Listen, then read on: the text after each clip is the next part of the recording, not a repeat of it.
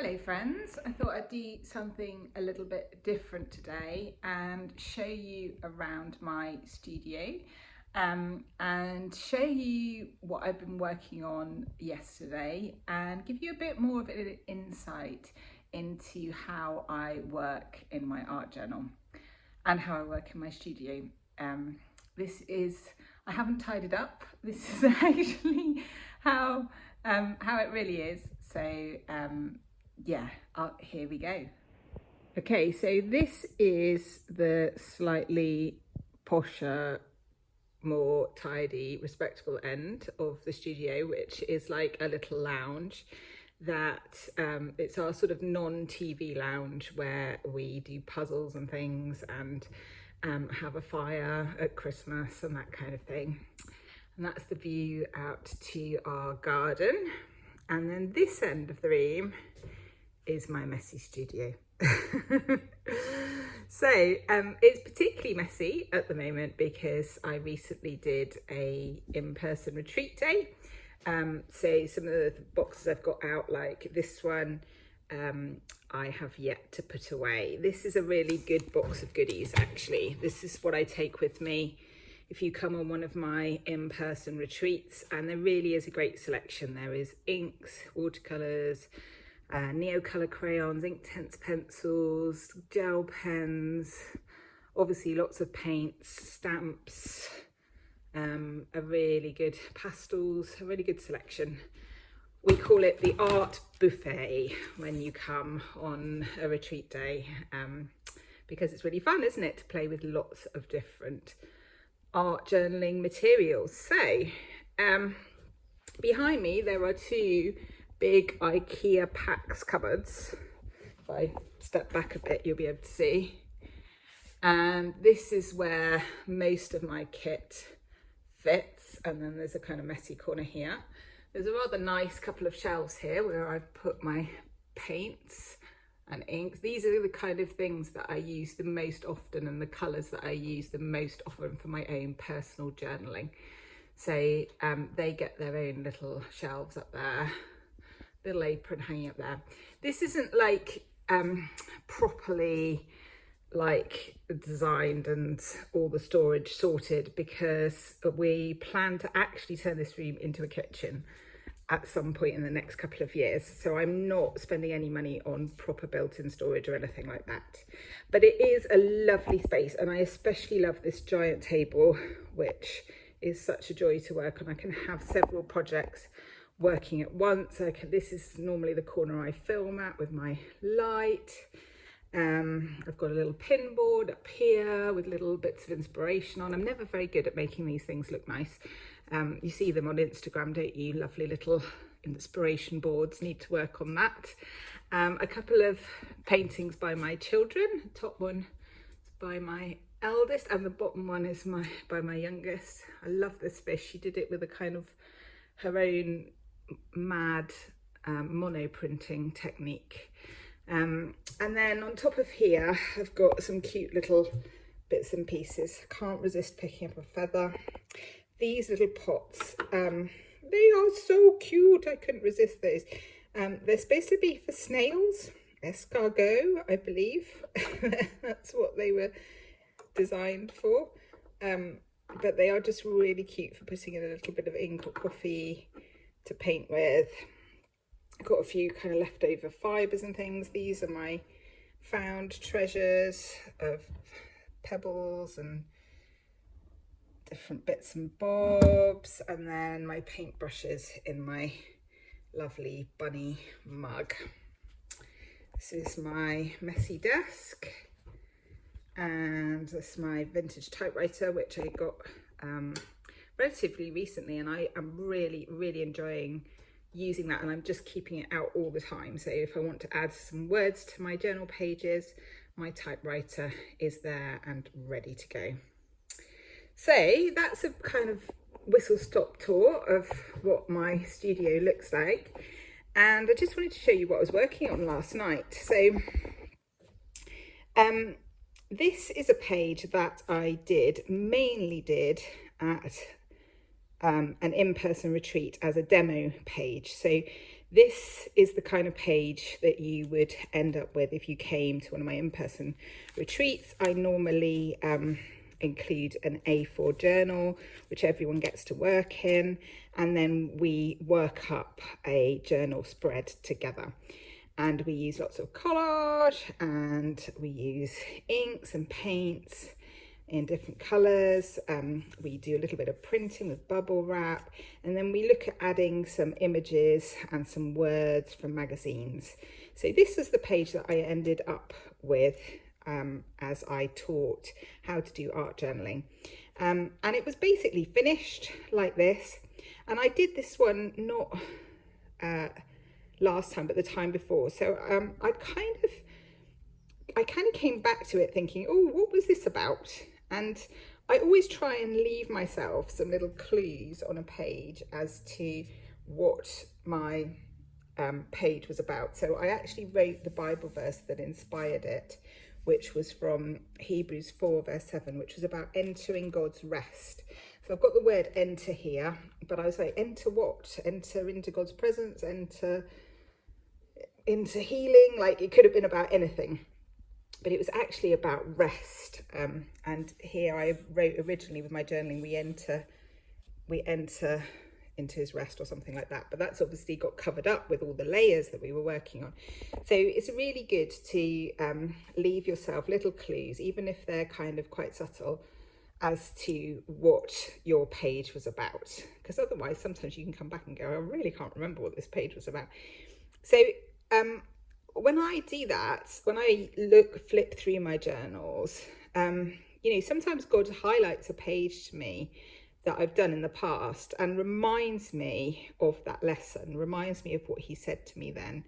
And it was really great. I just spent some time sitting down and rereading that chapter in Hebrews and thinking about how rest is the ultimate goal, that Jesus has, when he said it is finished, that means that we don't have to do anything else. We don't have to add anything more to the cross. The work is finished and we enter into God's rest. And I just love that. I love the idea of the Christian destination, the goal being rest. Because we all need rest, don't we? We all long for rest. I think our hearts long for rest. So it was really nice just to revisit that look at this page, go back to the scriptures, and be inspired once again by a page that I had done quite a while ago. And that's something that you might want to do as well, is to kind of flip through your journals and see what the Lord wants to say to you through your own work, through work you've done in the past. All I did to this page was I just added a bit of fabric. I don't tend to take fabric textiles with me to my in-person days. Maybe I should. I really love what they bring to the page. I think they just add that little bit of extra at the end, the lovely textures of all the threads. I just think that's just, it's got that three-dimensional thing. There's a little tiny silver charm there as well. So I added that and called this page finished, and I really enjoyed revisiting it again. So that was one thing that I did last night. The other thing I did, moving to another journal. So I've always got more than one art journal on the go at any one time. In fact, I've normally got like 6 or 7, to be honest with you. There's another little one here. And there's another one over there, which we'll get to. So this is, I would say, my current A5 journal, and probably the one I work in the most. And most of these pages are kind of backgrounds. They're not finished pages. They're pages that I've kind of started, but like this one, but it's not finished in any way. It's just a start. I've dumped some leftover paint on the page. I've done some mark making. So all these pages, as you can see, they've got something going on. That one I'd say is finished, but many of them are not. So that one that one, and this one when I came to it last night were just kind of backgrounds. And that's good. It's good to have pages that are started for you to dive into, because sometimes starting that blank page, you just don't feel like it. You're not in the place where you have that creative energy to start something new. So having a half finished page is a joy, I think, in your art journal. And so I came back to this page, which kind of just had this, it actually had, my daughter had done some drawing on or painting on this page. And then I'd done some stenciling over it. And so a couple of days ago, I came to it and thought, oh, what am I going to do with this page? It's a bit of a mess. So I decided to stick this doily on. So I did that a few days ago and added a little bit of coffee just to highlight some of the areas of texture that the doily created. And then I left it. So that was another layer on the page. And then last night I came back to it again and I was like, okay, what shall I do now? And I have this folder, which is a really handy folder. This is collage bits, I guess, but they are more sort of focal point collage bits. So they're not kind of your general pattern paper kind of collage. They actually are different focal. So I've got words in the first section, different individual words, affirmations, things like that. I'm not really going to be able to show you much in here. And then I've got images that I found in magazines, in books that I've cut out that have jumped out at me, but I haven't had places to put them. These I'll talk about in a sec because that's what I ended up using. So there's some pictures, some AI pictures of me in like a historical dress, which I really love to use. I'll show you those again in a minute. There's like things like leaves and feathers and other things that I might want to stick on the page. So these are this is my kind of focal point folder, and I don't use it enough really because there's some really good stuff in there rather than starting from scratch that I can use on my page. And I found this, which was a packing tape, sellotape image transfer, and it's not very clear, but it's of 3 people, I would say a mum and 2 children going for a walk outside. And because it's on clear tape, you can still see all the detail of the doily going on behind, which gives it a completely different kind of look. And if you want to know how to do this packing tape image transfer, I will leave a link in the description below. I've got a video about how to do that, and it's really fun.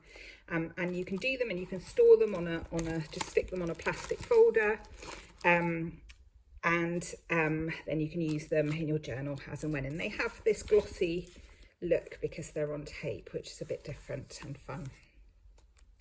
So I dug that out. That's actually 2 strips, and stuck it on. I stuck on some little bit of washi tape, which was love. The original journaling that I'd done on this page was actually about my youngest daughter and my sadness really about not being able to be a mother to her in the way that I want to, mainly because she's very energetic and physical and outdoorsy, and because of my chronic fatigue there's a lot of that I can't do with her.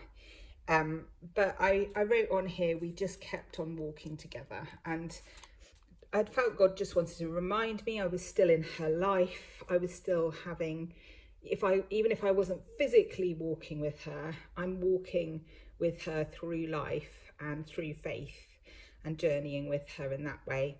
So that's what that page ended up being about.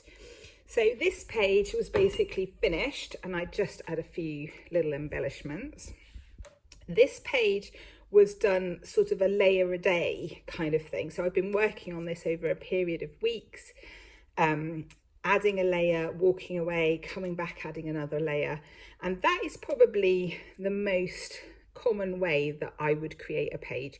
I wouldn't sit down and do it all in one go.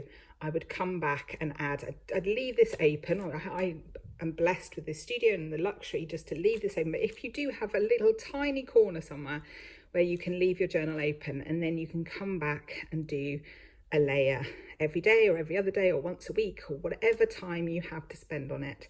And over time, those layers create a page. So that's that journal.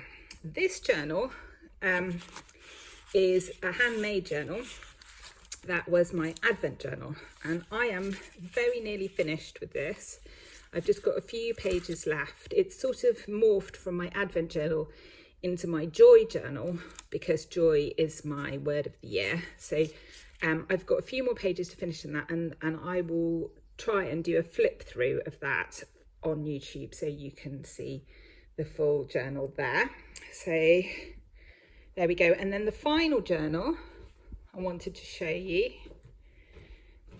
was this one, which I found a few days ago. And this journal I started, my goodness, maybe 2 years ago, I would say, and had almost finished bar the last 2 pages. So I posted this one on Facebook and Instagram recently. Just absolutely adored this image. So it just felt like me and Jesus hanging out, and just that beautiful father-daughter relationship there is just so gorgeous. So it doesn't really need much more on the page when you've got an image like that, does it? And then because I started with one of these funny images, so this was a little app that took, if you upload a couple of photos of yourself, it generates images of you in different contexts. So I think it was like, I don't know, ancient goddesses or something, but I didn't want to be an ancient goddess.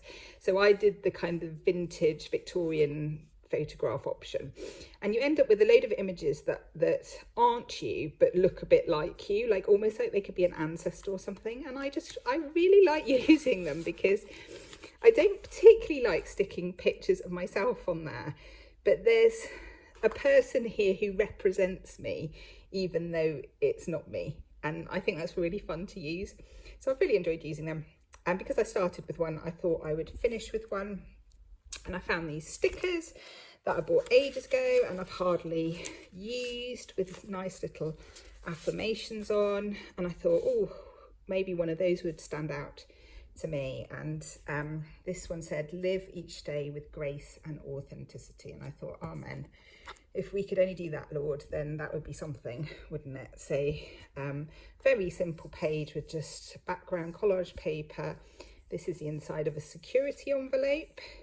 There's some little bits of thread that I stuck underneath the photograph, the sticker and the photograph, and it's as simple as that. So I just wanted to finish this journal and feel like it's finished so that I can do a flip through for you. So I will try and get that done and up on YouTube soon. So there we go. That's what I was working on last night. I thought you'd like to see how I work in parallel on different journals in one session, rather than sitting down, and because it's easy to think from my YouTube videos that I sit down and create a whole page every time I sit down, and in reality that is not possible or even desirable sometimes. And it's fun to kind of just move through to different pages, and what you do on one, you know, inspires. I happen to be looking through my focal point folder and find these images which then inspired this page. So, you know, one thing leads to another creatively, and sometimes that's fun.